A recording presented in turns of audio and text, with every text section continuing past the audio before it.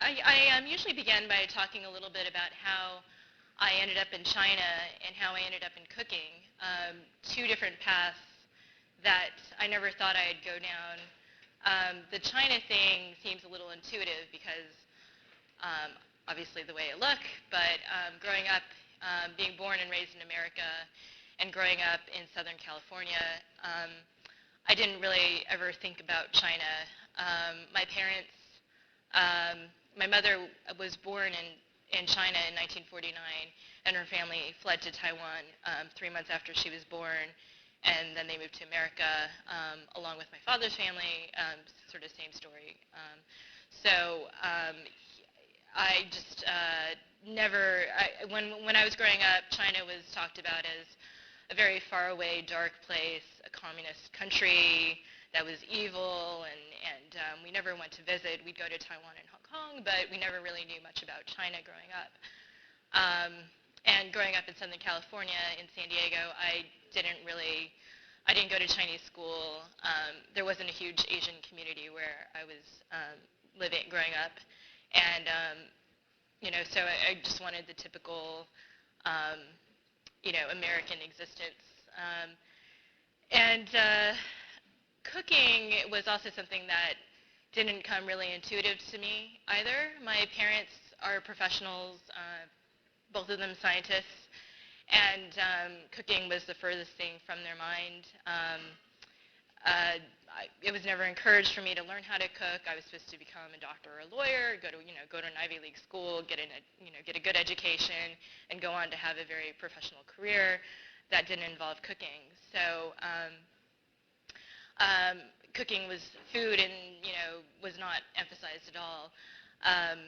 I did realize, though, that it was important to my family. Chinese food was important to my family, however, because every so often my parents would load me and my brother into our station wagon and drive 2 hours away to Los Angeles to have a Chinese meal. And I hated those trips because, it was 2 hours in a car, 4 hours back and forth, and it would involve waiting in line, and my father would lose his temper as he drove into the, parking lot to find there are no parking spaces, and we'd go to the dirty Chinese supermarket afterwards, and it just wasn't something that I wanted. It was the last thing I wanted to do on a Saturday was go to Chinatown and have a Chinese meal.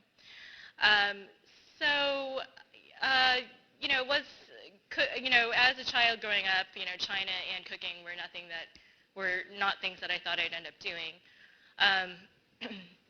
I ended up going to Columbia University in New York for school, and during those years I started going to Chinatown on my own and exploring it, and took Chinese at Columbia, which upset my parents greatly because now they were paying $30,000 for me to learn something that I could have learned at home.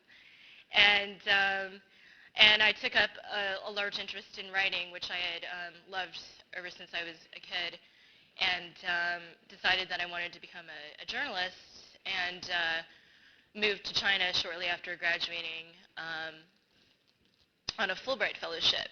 And I moved to China wanting to be, a Pulitzer Prize winning, New York Times correspondent. But, those jobs were hard to come by. You usually have to, go to New York and work your way up, and I really wanted to stay in China, so I started freelancing and writing for Newsweek and the Chronicle of Higher Education, and really doing stories that had nothing to do with food. It was more about the environment, social change, democracy, politics, and again, food was not something that really occurred to me as a worthy topic of conversation and even writing, until I realized that food was something that you couldn't ignore once you lived in China. It's a place where everyone is a foodie. Chinese talk about eating, they talk about what they're going to have for breakfast as soon as they wake up, and then after that it's lunch and then dinner, and all the conversations I overhear on the streets and the subways revolve around food. And I realized it was a way for me to connect to the culture there. There was so much of Chinese culture that I couldn't really relate to, like Peking opera or karaoke, neither of which I like. And so I decided that I wanted to learn more about food as a way of trying to, get to know people better. And I realized it was important because one day I was interviewing a really boring government official over lunch, and as you do in China, most meetings are conducted over lunch or dinner. And we were having a really hard time communicating until the food came, and his face changed, and he lit up, and he started talking about the intricacies of making Peking duck and how thin the pancakes are supposed to be and how crisp the skin is. And I realized that this was a way that of getting into knowing what China was all about.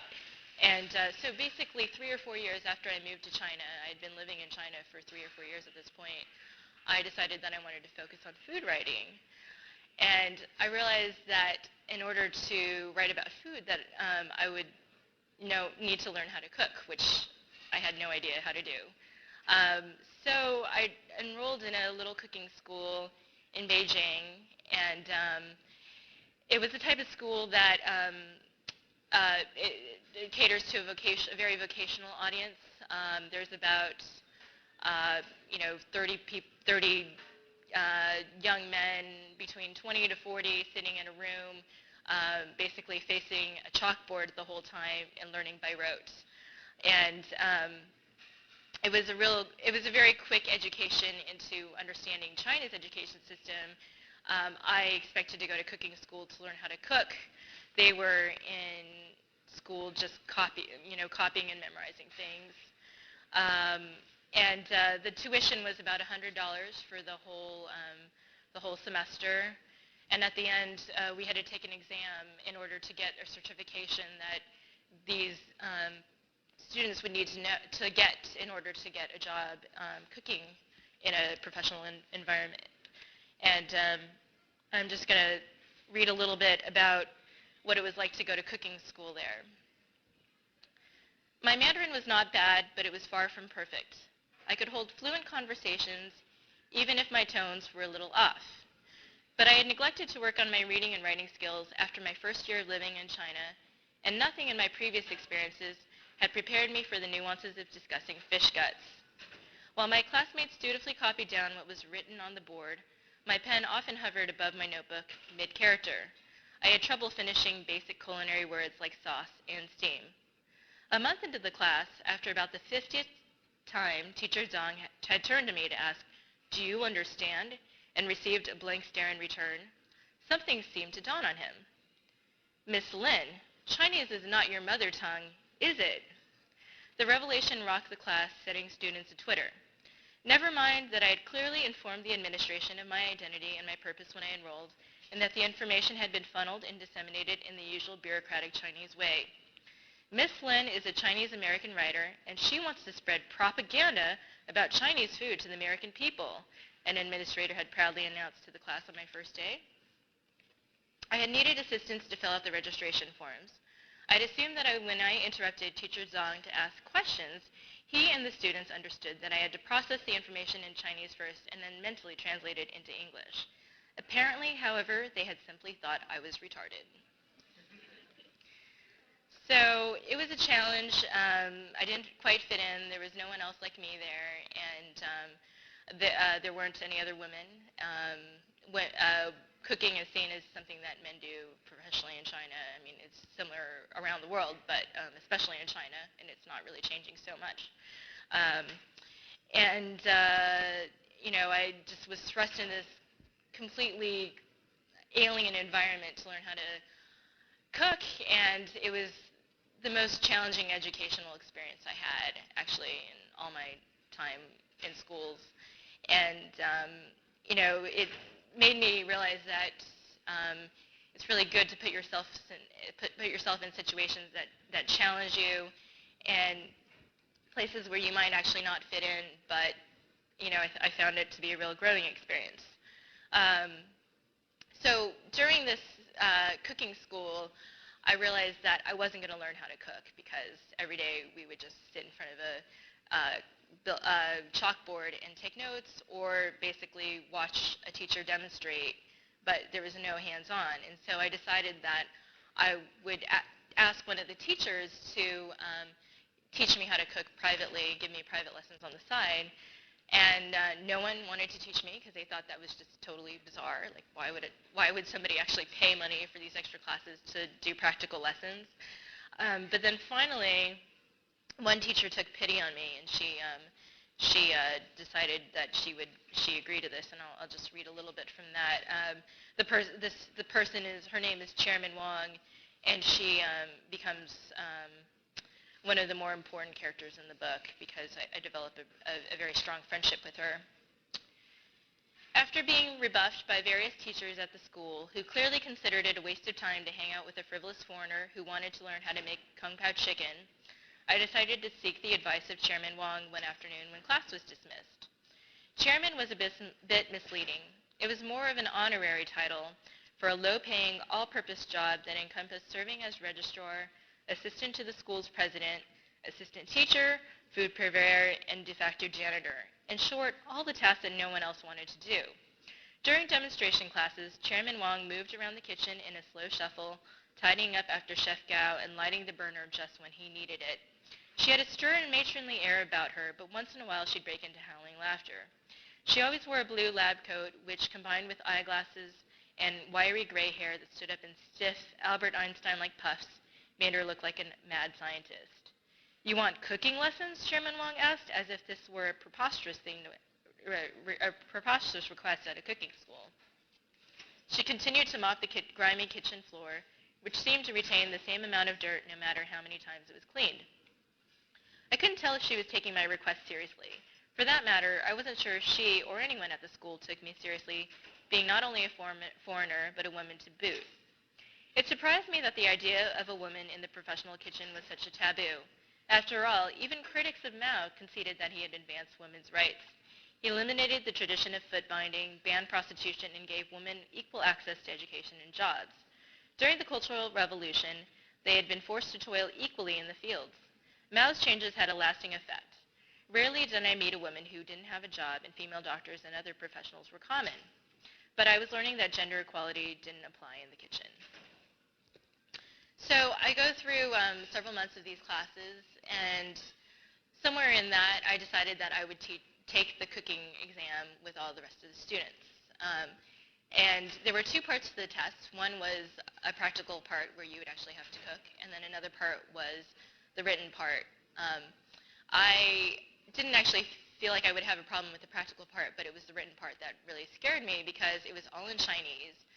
My Mandarin wasn't really great at this point still, and so I ended up spending many afternoons with Chairman Wang, her tutoring me, just going over, me memorizing characters and words and taking practice tests. And one day during all of this, and I'm bombing all sorts of questions, she turns to me and says, "Well, why don't you just carry the textbook into the testing center with you?" She kind of takes my textbook and shoves it under her arm and says, "Go like this, no one's going to notice." And it was just shocking for me to realize, to think that a mentor would actually suggest such a thing. And she said, "Okay, well, if you don't want to do that, then I know people who can take the test for you. You can just pay. Some money, and we'll find that." Well, they call them gun hands in Chinese, changso. And there's enough of these people in China that it's a real industry.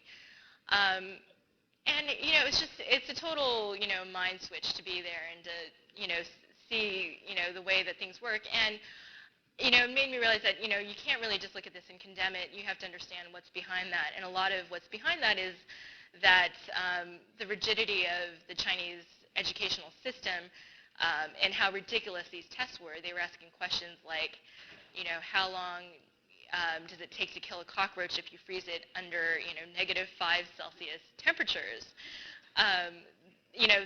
It was those kinds of absurd questions. And the Chinese have realized that in order to pass these kinds of tests, which they don't take seriously, that they are willing to do whatever it takes because basically there aren't very many opportunities there, and they can't risk to, honesty kind of goes out the window when you're trying to feed your family. So I go through all of that, and then I end up one day at the testing center, and I'll read a little bit from that. This is the practical part of the exam, which I felt pretty prepared for. It turned out my classmates had taken the mandate to do the cold dish prep work in advance as a license to prepare everything else at home, too.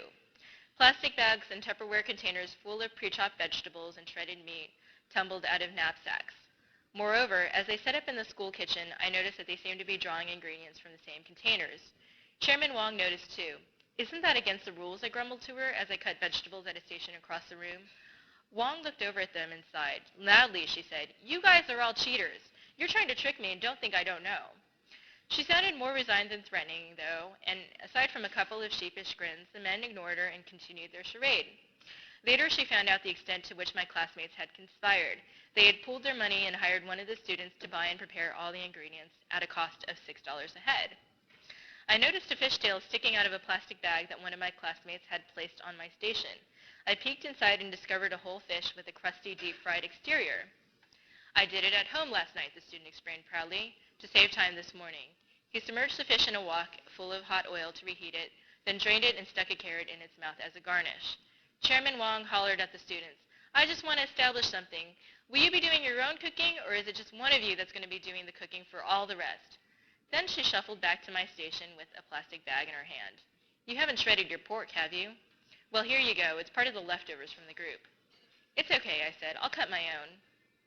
Chairman Wang watched as I sliced my pork, pressing the tenderloin firmly against the board and sliding my knife horizontally through the meat, keeping the blade as closely as I could to the board. She finally understood. "Zigurkao," she said, nodding with approval at my audacity. "You're testing yourself. That's good. Whether you pass or fail, you'll be doing it on your own." So I don't know if I should give away the fact that I do pass the exam, and I think I get a 72, and the passing is like 70. And then this is I feel like this is my passport to getting a real job in a kitchen, because after going through cooking school, I realized, well, okay, I've done all of these steps now. Let me see what it's like to go into a professional kitchen. And so I go around and show my certificate to people, to restaurateurs, and they look at me and laugh. Apparently, none of this means anything in China after I've gone through all of this, and it's basically only through my connections that I'm able to get a job working as a noodle intern, making noodles with a noodle chef from central China. And he's a migrant. His name is Chef Zhang, and he's come to seek his fortunes in Beijing. Migration is a huge issue in China, as you may know. And through him, I was able to see what the lives of migrant workers are like. He basically worked 365 days a year, maybe went home every other year. When I was interning in his kitchen, his family, his wife and his son came to visit for the first time since in the 8 years that he had been in Beijing. And I get to know that family quite well. And then I end up going down to Shanghai and interning in a very high-end restaurant called the Wang Club, run by a celebrity chef named Jeremy Leung.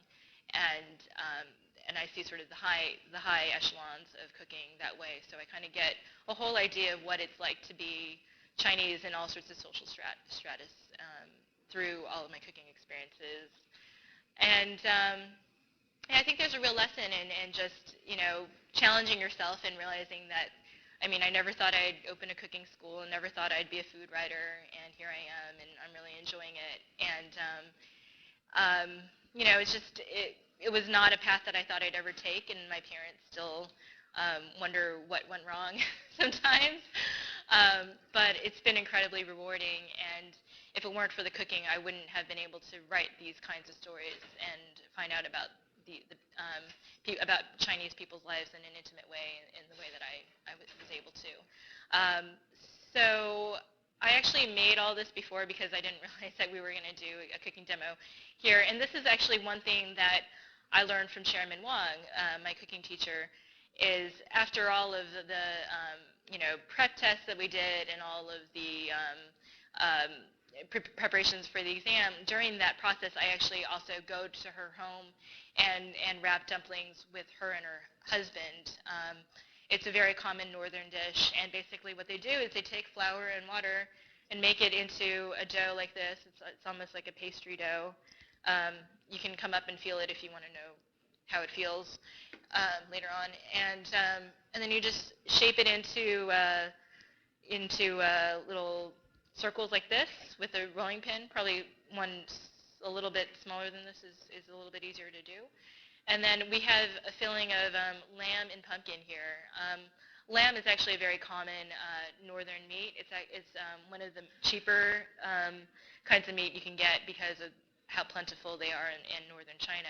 And pumpkin, which is also very common in northern China. And it's not something that I ever ate when I grew up eating Chinese food in America, and it's one of my favorite dishes with a little bit of chili oil. It's delicious. I think they're making samples in the back, and we'll bring them out. So I'll read a little bit about what it was like to do dumplings at Chairman Wang's with her, and what her home was like. The chairman led me to a second-floor apartment in one of the drab towers that lined the Second Ring Road. The tower is dated from the early 1980s, when economic reforms began, and many were now being torn down for new developments. "Don't bother taking off your shoes," she said as we entered. She kept her own shoes on as well. It was warm but not exactly cozy. The floors of the three-room apartment were covered in cheap linoleum, and the cement walls had never been painted or wallpapered. A clothesline ran down a dark, musty central corridor. Chairman Wang's husband, a skinny man with a head of soft white hair and a stubbly gray beard, greeted me softly. Though they were about the same height, he had a smaller frame than his big-boned wife, and Chairman Wang later noted that she had always been about 15 pounds heavier than him. He took me into the sunny room on the right, where they entertained, ate, and slept. A queen-size bed, wardrobe, and desk took up most of the space. I was unsure of where to sit.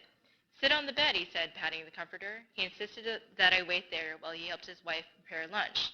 Their son, who was a year younger than me and was at work as a security guard, lived in the other room with his girlfriend.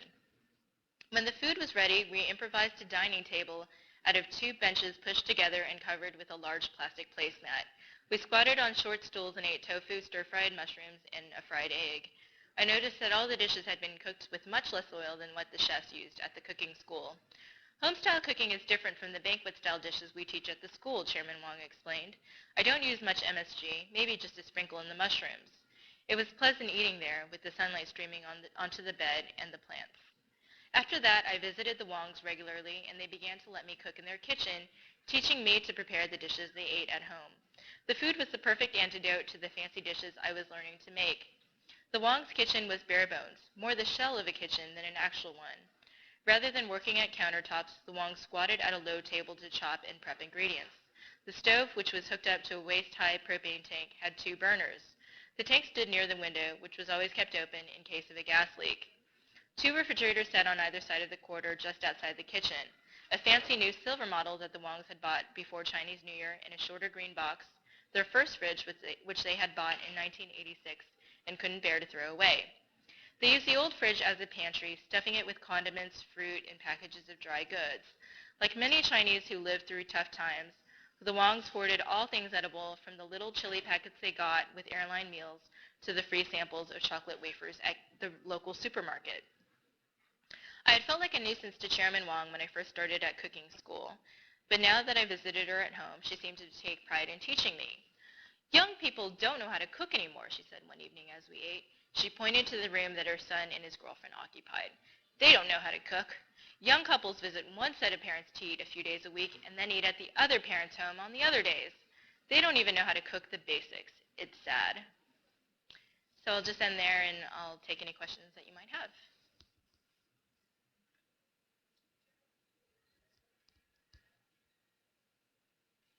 Any questions at all? About the dumplings or China or how my parents are still mad at me? Yeah. So, how often do most Chinese people go out to eat? Do they typically, like you kind of saying this, less expensive places and more extravagant places, Yeah. with the rising middle class, you see a shift in people eating out more frequently and going to more upscale places? Or is Okay. it pretty much people have stuck to what they've done in the past? So I'm supposed to repeat the questions. The question was, how often do Chinese go out to eat, and given the wide range of food out there, how what do they eat? Um, uh, yeah, I mean restaurants. There's like apparently like 50,000 restaurants in Beijing alone, and there's just a real eating culture. I walk out of my home and I can walk to probably about 300 restaurants in a 1 mile radius of my house. It's just absolutely amazing.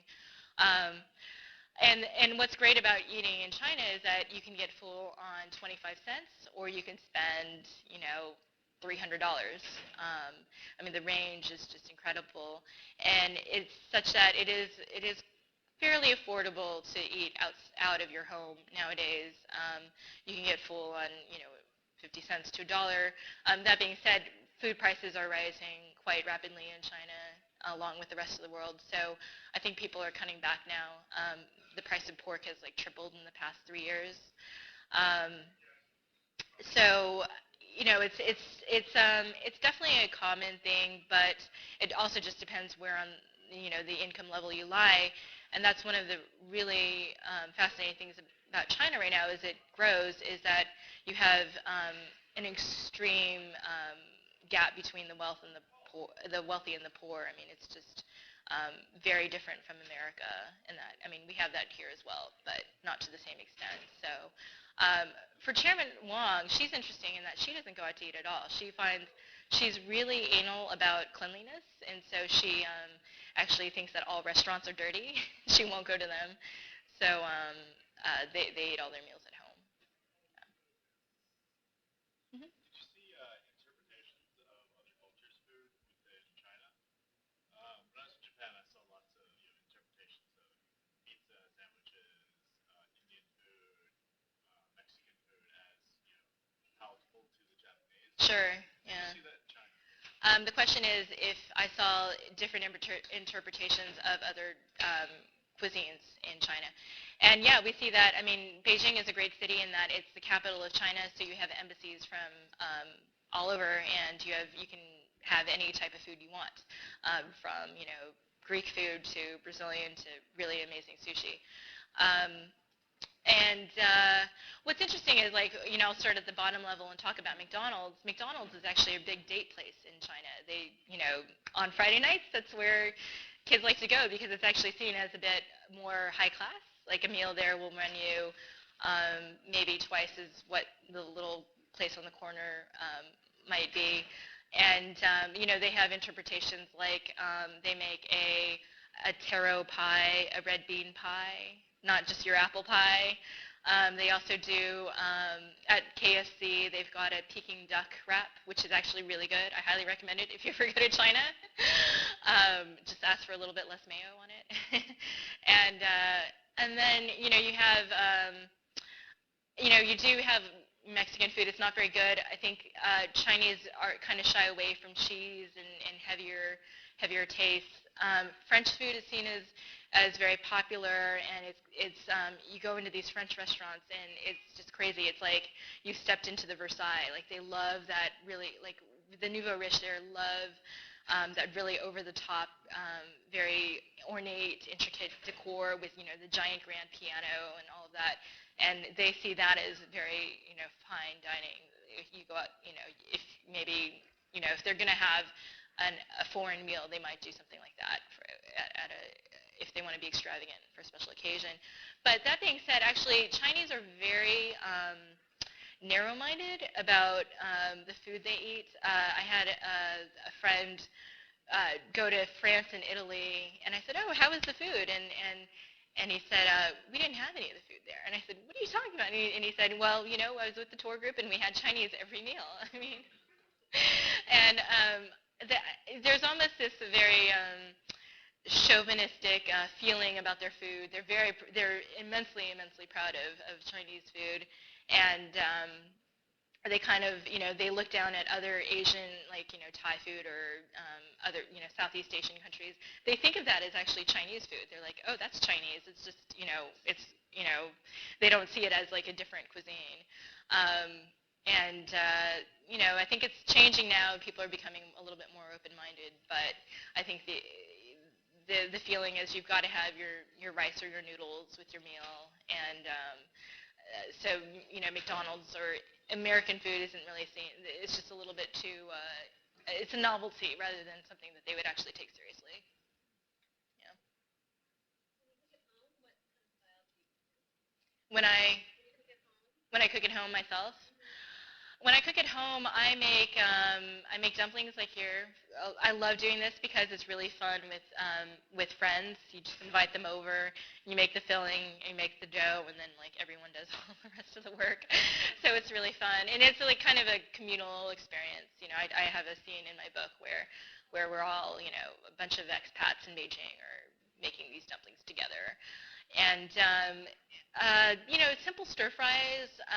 It's actually Chinese food is actually very easy to make. That's one of the things I teach at my cooking school, Black Sesame Kitchen, is that you don't actually need to know a whole lot to do.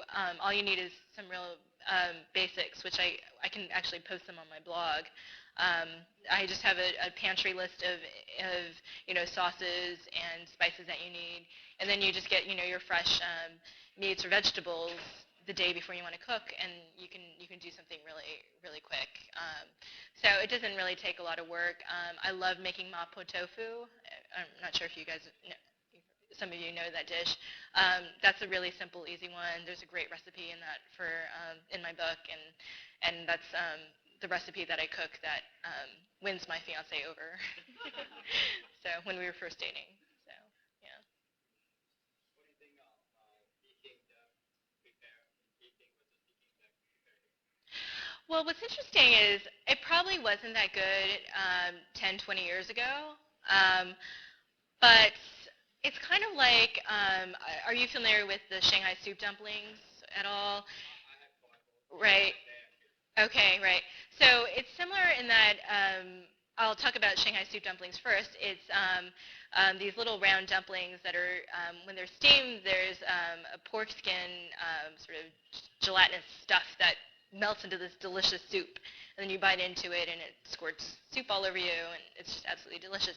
Anyways, those were originally from an area in Shanghai, near Shanghai, and then the Taiwanese ended up taking that recipe over and doing it really well in Taipei, and opened a restaurant called Ding Tai Fung that is like now all over the world, including LA. And basically it's that they've taken this recipe outside of China and made it better, and now are selling it in China and elsewhere.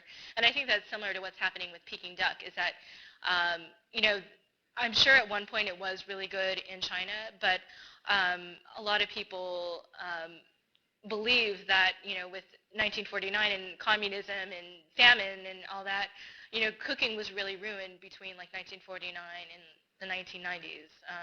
It was a period where you couldn't get a lot of top ingredients. There just wasn't that emphasis. People were poor. It wasn't something that people thought about. But now there's actually a great restaurant in Beijing called Duck de Chine, and it's run by a Hong Kong group who basically have taken the Peking duck and made it in Hong Kong, and now are bringing it back to Beijing and serving it there, and it's absolutely amazing. There's another good restaurant called Made in China in the Grand Hyatt in Beijing that is also one of my favorites for Peking duck. I do think it is better now in Beijing because they have just refined it to a new level. There's also one called, forget the name now, not Dadong. Dadong duck is really amazing as well. So I encourage you to try any of those if you go there. And you just get different toppings. Like I had never seen minced ginger and sugar as little toppings that you put inside your little burrito that you make.